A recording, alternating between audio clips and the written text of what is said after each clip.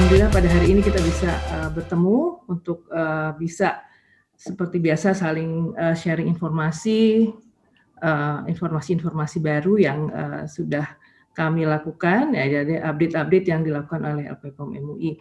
Pada kesempatan kali ini saya akan menyampaikan 2 update, yaitu tentang persyaratan halal positif list dan SK dokumen pendukung dan kehalalan bahan kritis. Nah, sebelum saya menyampaikan update tadi, saya ingin menyampaikan terima kasih kepada seluruh perusahaan bersertifikat halal MUI yang selama ini kita sudah bisa bermitra dengan baik. Banyak sekali yang bisa kami pelajari dari perusahaan yang mendapatkan sertifikat halal MUI, dan kami juga menerima banyak masukan terkait prosedur sertifikasi, bagaimana membuatnya menjadi lebih efektif, lebih efisien, dan juga masukan-masukan yang buat kami adalah untuk meningkatkan tools sehingga proses sertifikasi dari kedua belah pihak menjadi lebih mudah. Pada dasarnya dari LPPOM kami mengaudit Bapak dan Ibu sekalian di perusahaan, tapi sebetulnya kita harus tidak lupakan bahwa di sisi lain perusahaan itu adalah auditor bagi LPPOM MUI. Artinya Bapak dan Ibu sekalian ya yang akan melihat, merasakan bagaimana pelayanan dari kami dan bisa memberikan masukan-masukan perbaikan. Jadi itu yang sangat kami tunggu. Kami tidak anti kritik begitu ya, justru kami ingin mendapatkan masukan-masukan dari Bapak dan Ibu sekalian dalam rangka meningkatkan kinerja LPPOM dan memperbaiki, memudahkan perusahaan juga untuk mengurus sertifikasi halal. Baiklah Bapak dan Ibu sekalian, kita lihat dulu pertama latar belakang kenapa dua hal ini ada update yang akan saya akan share di sini tentang halal positif list dan dokumen pendukung kehalalan bahan kritis. Ini ada 2 hal yang sangat membantu dan berpengaruh dalam proses sertifikasi halal perusahaan. Jadi kita bisa lihat berikutnya latar belakangnya, next ya. Ini kita bisa melihat bahwa penting sekali untuk meningkatkan kualitas pelayanan sertifikasi halal, meningkatkan efisiensi dan efektivitas dalam proses pendaftaran sertifikasi halal, memberikan kemudahan perusahaan dalam mempersiapkan dokumen pendukung kehalalan bahan, dan kami melihat bahwa kebijakan sertifikasi halal dalam persyaratan sertifikasi halal khas 23.000 terkait kriteria bahan dipandang perlu untuk disempurnakan. Kita ketahui bersama kriteria bahan ini sangat penting karena tanpa bahan yang halal tentunya tidak bisa dihasilkan produk yang halal. Jadi kita butuh sekali bagaimana bisa membuktikan bahwa bahan-bahan yang digunakan oleh perusahaan itu memang bisa dipastikan kehalalan. Oleh itu kita tahu bahwa kita perlu adanya dokumen-dokumen bahan yang kadang-kadang itu menjadi kesulitan bagi perusahaan untuk bisa mendapatkannya. Baik, kita lanjutkan. Berikutnya adalah saya akan menyampaikan update persyaratan halal positif list. Positif list ini adalah sudah kita mulai ya dari beberapa tahun yang lalu. Ya, kita sudah mulai dari tahun 2013 ya. Dan positif list ini merupakan list yang berisi bahan-bahan yang tidak kritis dari aspek kehalalan secara umum digunakan pada industri, sehingga kita bisa memilih atau menyeleksi bahan-bahan yang masuk positif list ini berdasarkan pengalaman mengaudit, melakukan approval terhadap bahan-bahan baru yang diajukan oleh perusahaan. Tentunya tidak lupa kita menggunakan rujukan literatur, kemudian juga melihat kelimpahan di alam dan juga pertimbangan skala komersial penyiapannya. Ini yang menjadikan pertimbangan-pertimbangan kami dalam menentukan satu bahan itu bisa masuk ke dalam positif list atau tidak. Keunggulan dari positif list ini pertama saat seleksi bahan baru, bahan langsung dapat digunakan. Cukup persetujuan internal perusahaan, jadi tidak perlu melalui inquiry untuk mendapatkan approval dari LPPOM MUI. Kemudian saat penerimaan bahan datang tidak perlu dilakukan pemeriksaan kesesuaian nama bahan, nama produsen, dan negara asal. Ini tentunya akan mengurangi pekerjaan dari tim halal yang harus melakukan pemeriksaan bahan datang. Kemudian saat digunakan pada produk yang didaftarkan tidak memerlukan dokumen pendukung. Ini menjadi tidak sulit bagi perusahaan untuk minta dokumen pendukung kepada supplier, dan kadang-kadang hal inilah yang menjadi penghambat juga dalam proses sertifikasi halal. Ya, selanjutnya kita bisa lihat di sini yang kita perlu highlight di sini. Perlu saya sampaikan dan saya ingatkan bahwa positive list ini adalah suatu daftar yang sifatnya dinamis. Jadi bisa bertambah dan sekaligus juga bisa berkurang ya, karena adanya perkembangan-perkembangan baru atau ada informasi-informasi baru. Nah, pada daftar yang terbaru yang kita sampaikan pada hari ini, terdapat penambahan 554 bahan baru yang tidak kritis, dan ini kami dasarkan dari perusahaan dan masukan yang sudah direview oleh tim. Terima kasih kepada tim AFI karena sudah banyak memberikan masukan. Juga ada tim dari Perkosmi itu juga memberikan masukan-masukan dalam hal menambahkan bahan tidak kritis yang baru untuk memperkaya positive list ini. Jadi kepada Bapak dan Ibu sekalian, kami sangat terbuka ya bisa melalui asosiasi memberikan masukan-masukan kepada kami. Nah, kalau tadi saya sampaikan ada yang baru, ternyata ada pengurangan begitu. Ada 65 bahan tidak kritis dari dokumen positif sebelumnya. Jadi ini 65 bahan ini kami tarik ulang setelah kami lakukan review. Ternyata jadi dari 65 ini tidak ada bahan yang haram gitu ya, tetapi bahan ini ada ternyata setelah ditelusuri lebih lanjut punya kemungkinan berasal dari bahan yang tidak halal. Oleh karena itu kami tarik dari positive list sebelumnya. Oleh karena itu perusahaan bersertifikat halal yang sudah menggunakan bahan di antara 65 ini, jadi mohon segera bisa dicek. Maka kami mohon untuk bisa menyediakan dokumen pendukungnya dan kami beri jangka waktu 6 bulan dari surat edaran ini diterbitkan. Jadi dalam waktu 6 bulan ini kami harapkan bisa segera melengkapi dokumen-dokumen yang diperlukan untuk 65 bahan yang semula masuk dalam positive list, tapi kemudian saat ini keluar. Kami akan dalam beberapa minggu depan file dapat diakses melalui menu download dokumen ya setelah perusahaan login di Serol SS23000 versi 3. Jadi kami punya program setiap 6 bulan sekali kami akan melakukan review terhadap positive list ini. Jadi setahun itu ada 2 kali. Jika terdapat masukan mengenai bahan-bahan yang dapat menambah atau mengurangi positive list, maka dapat menghubungi email standard.support@halalmui.org. Ini adalah kira-kira gambaran perkembangan ataupun pengurangan dari positive list yang terakhir. Baik, kita lanjutkan berikutnya. Ini kita mulai dari 2013 itu pertama kali mengeluarkan positive list dan waktu itu adalah bahan umum. Kemudian berikutnya kita keluarkan lagi di 2016, ini ada flavor, kemudian juga ada fragrance kita keluarkan. Kemudian di 2019 ada review, kami mengeluarkan ada perbaikan-perbaikan, dan tahun ini kita keluarkan lagi SK nomor 15, ini SK ini yang terakhir SK 15 bulan November 2019 dan pada hari ini kami keluarkan yang terbaru. Dan untuk kedepannya seperti saya sampaikan tadi, kami akan melakukan proses review setiap 6 bulan sekali. Baik, ini adalah contoh positive list tampilannya. Ya, ini ada case number, kemudian ada nama kimianya, kemudian ada bahan yang dilarang berdasarkan Perka Badan POM. Jadi kami juga sudah berusaha untuk menyelaraskan dengan aturan Badan POM, di mana ada bahan-bahan tertentu yang memang dilarang digunakan di pangan atau di kosmetika. Ini ada ditandai, ya misalnya ada asam hidrocyanuric acid ini di pangan tentunya tidak boleh. Ya kemudian ada benzil piperazine, ya ini ataupun berberin ini tidak boleh di pangan. Ini berdasarkan Perka Badan POM. Jadi Bapak dan Ibu sekalian bisa melihat langsung mana yang diperbolehkan dan mana tidak. Ya.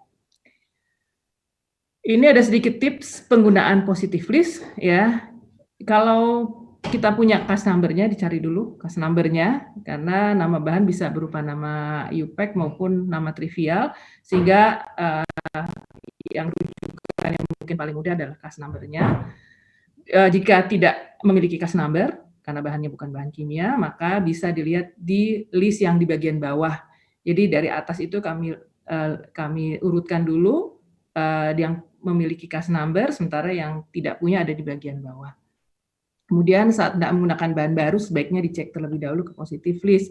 Jadi jangan setiap kali ada bahan baru langsung inquiry masuk untuk dapat approval gitu. Lihat dulu ke positive list, kalau ternyata sudah masuk ke dalam positive list, maka tidak perlu lagi mendapatkan persetujuan bahan. Baik. Berikutnya adalah update persyaratan dokumen pendukung kehalalan bahan kritis. Ini juga satu hal yang menjadi tantangan bagi perusahaan karena setiap kali pada saat mengurus sertifikat halal harus menyediakan dokumen pendukung untuk setiap bahannya, terutama untuk bahan kritis.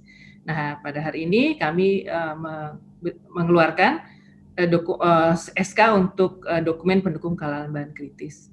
Panduan ini sebetulnya sudah kami lakukan, kami berikan itu sejak awal penerapan HAS, di mana waktu itu bentuknya adalah decision tree. Waktu itu kami keluarkan bentuk decision tree, perusahaan silakan untuk melakukan identifikasi sendiri untuk menentukan mana yang kritis dan tidak.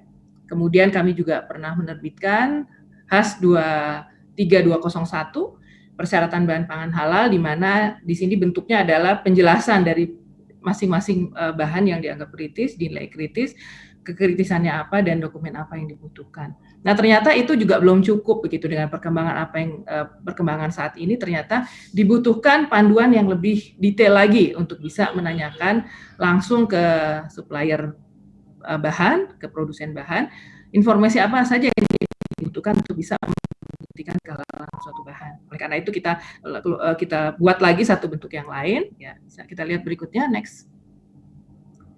Nah, panduan yang baru ini keunggulannya adalah menjadi panduan bagi perusahaan dalam menyiapkan dokumen pendukung. Kemudian SK dilengkapi dengan kuesioner. Jadi kami menerbitkan kuesioner yang silahkan bisa dipakai sebagai panduan Bapak dan Ibu untuk bisa menanyakan informasi kepada produsen bahan.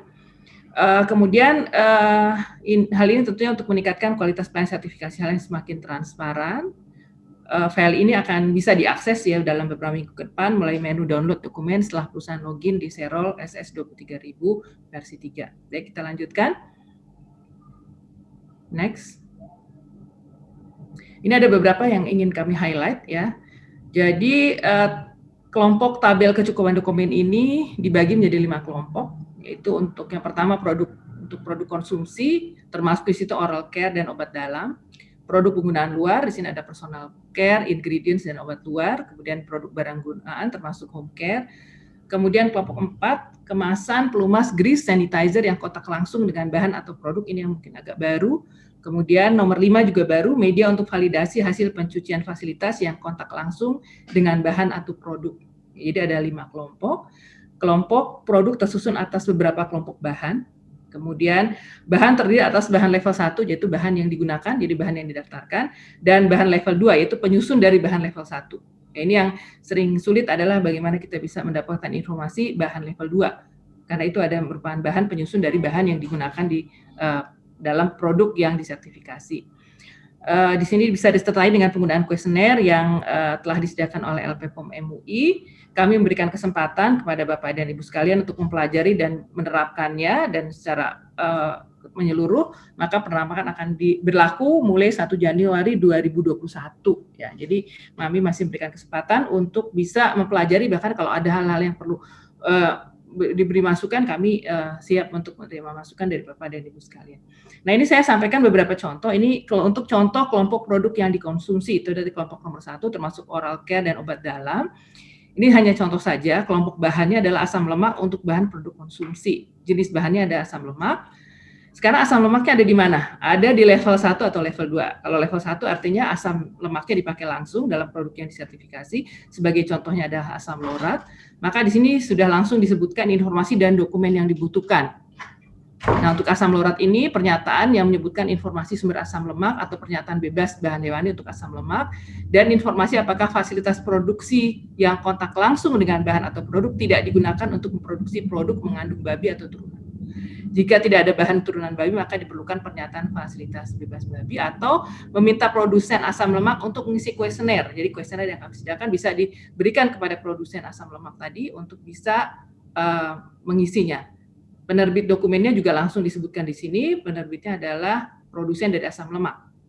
Nah, bagaimana kalau asam lemaknya itu hanya sebagai ingredients dari bahan yang digunakan, artinya sebagai level 2.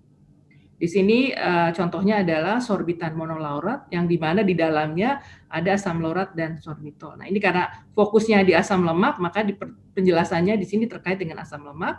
Pernyataan yang menyebut informasi sumber asam lemak atau pernyataan bahan hewani untuk asam lemak, ini dari produsen bahan level 1 cukup, tidak harus dari bahan level 2, atau minta produsen bahan level 1 untuk mengisi kuesioner yang disiapkan untuk bahan umum. Nah, demikian. Ini sebagai contoh, nanti ada beberapa hal lagi yang Bapak dan Ibu sekalian bisa pelajari. Nah, kemudian ini contoh yang lain, ini adalah enzim.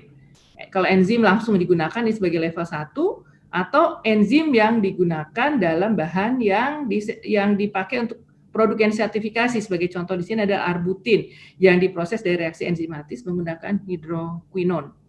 Nah, jadi untuk bahan enzim sebagai bahan level 1 ini ada beberapa pernyataan yang diperlukan karena harus memenuhi informasi yang diperlukan. Jika dari hewani maka harus ada sertifikat halal. Jika ternyata enzimnya mikrobial, maka mengikuti kecukupan dokumen pendukung bahan mikrobial sebagai bahan level 1 untuk penggunaan luar. Kemudian jika terdiri dari tanaman, maka dilengkapi 3 informasi bahan yang digunakan dalam bentuk diagram alir, informasi apakah ada penggunaan bahan hewani dalam proses produksi. Jika ada penggunaan hewani, maka diperlukan pernyataan. Jika tidak ada penggunaan bahan hewani, maka diperlukan pernyataan bebas bahan hewani. Dan ketiga, jika proses menggunakan etanol, maka mengacu pada dokumen pendukung etanol sebagai bahan level 2. Jadi ada beberapa penerbit dokumennya, itu juga langsung bahwa yang menerbitkan dokumen adalah produsen enzimnya. Sedangkan kalau enzim digunakan sebagai bahan level 2, maka tetap pertanyaannya sebetulnya sama, hanya bentuknya adalah bisa berupa pernyataan dan juga sertifikat halal jika bersumber dari hewan atau pernyataan bebas bahan hewani dari produsen enzim. Dokumennya diterbitkan oleh produsen enzim maupun produsen dari dua-duanya dari produsen enzim, jadi tidak dari produsen level 2. Baik, kita lanjutkan. Di sini cara penggunaan tabelnya seperti saya sampaikan tadi, ya, bahwa kalau di kelompok bahan kita lihat, kalau asam lemak misalnya, maka memang penjelasannya informasi adalah fokus di penjelasan tentang asam lemaknya. Jadi kalau ternyata dalam bahan level 1-nya itu terdiri dari 2 bahan yang diperlukan, yang kritis dan diperlukan dokumen, maka bisa jadi ada di tempat yang berbeda jika bahannya berbeda. Misalnya di sini adalah sorbitan monolaurat, di mana ada asam laurat dan sorbitol. Maka untuk tabel ini, kalau pada poin asam lemak, maka ini dijelaskan hanya dokumen asam lemak. Nah, sorbitolnya itu ada di bagian yang lain. Jadi tidak semua itu tidak langsung dijelaskan dalam satu poin kalau ada satu bahan yang terdiri dari beberapa bahan kritis. Ya, jadi merujuk kepada kelompok bahan. Bapak dan Ibu sekalian, berikutnya adalah kuesioner. Ya, jadi di sini kuesioner disediakan oleh LPPOM MUI, diisi oleh produsen bahan baku, dan harus mendeskripsikan sumber bahan yang digunakan oleh produsen bahan. Mungkin banyak dari Bapak dan Ibu sekalian yang sudah menggunakan kuesioner ya, dalam rangka mengumpulkan informasi dari supplier bahan. Kurang lebih yang kami sediakan juga mungkin sudah diterapkan oleh Bapak dan Ibu sekalian. Kami menyediakan 8 jenis kuesioner, yaitu halal kuesioner yang umum, kemudian halal kuesioner untuk produk mikrobial, halal kuesioner untuk etanol, halal kuesioner untuk ion exchange resin, halal kuesioner untuk kultur mikrobial, halal kuesioner untuk bahan untuk personal care, kemudian halal kuesioner untuk enzim, dan halal kuesioner untuk supplier daging. Jadi ada 8, tentunya bisa digunakan sesuai dengan kebutuhan. Nah, dari dokumen-dokumen yang sudah kami jelaskan tadi, persyaratan dokumen tadi, mungkin ada beberapa yang sedikit berubah. Nah, Bapak dan Ibu, sampai akhir tahun silahkan untuk mempelajari dan kemudian menyesuaikan dengan dokumen yang ada, dengan bahan-bahan yang digunakan di perusahaan Bapak dan Ibu sekalian. Jika ternyata ada bahan yang dokumennya ternyata butuh lebih, ya contohnya tadi misalnya untuk yang kelompok 4 dan 5, di mana selama ini kami belum terlalu detail memintakan dokumen tersebut, maka Bapak dan Ibu masih punya waktu untuk bisa meminta kepada produsen bahan tersebut untuk menyediakan dokumen sesuai dengan persyaratan yang ada di dalam tabel yang nanti Bapak dan Ibu bisa pelajari. Baik Bapak dan Ibu sekalian, ini terakhir info yang lain ya. Ini sebagai pengingat saja, reminder bahwa dalam kondisi pandemi COVID-19 ini LPPOM MUI melakukan remote audit dengan sebutan Modified On-Site Audit atau MOSA. Mungkin sebagian sudah merasakan karena dalam waktu 4 bulan terakhir ada proses baru mungkin ada perpanjangan dan juga ada pengembangan yang sudah kami terapkan MOSA, tapi mungkin ada sebagian juga yang mungkin jarang ada pengembangan produk sehingga dan sertifikatnya masih lama habisnya sehingga dalam 4 bulan ini belum merasakan MOSA. Ini kami sampaikan bahwa selama pandemi kami menerapkan MOSA, waktu berakhirnya belum dapat ditentukan, tentunya kita akan lihat perkembangan dan juga bagaimana regulasi dari pemerintah. Kami sudah menginformasikan tentang MOSA ini melalui blast email tanggal 2 April 2020. Jadi Bapak dan Ibu sekalian yang memang belum merasakan MOSA dan mungkin juga ternyata merasa belum pernah menerima informasi ini, silakan bisa menghubungi ke call center kami. Kemudian yang terakhir, ini ada hal yang baru sebelumnya, bisa dikembalikan lagi ya. Nah ini ada pelayanan baru yang kami berikan kepada klien LPPOM, ya ini ada diskusi telekonferensi.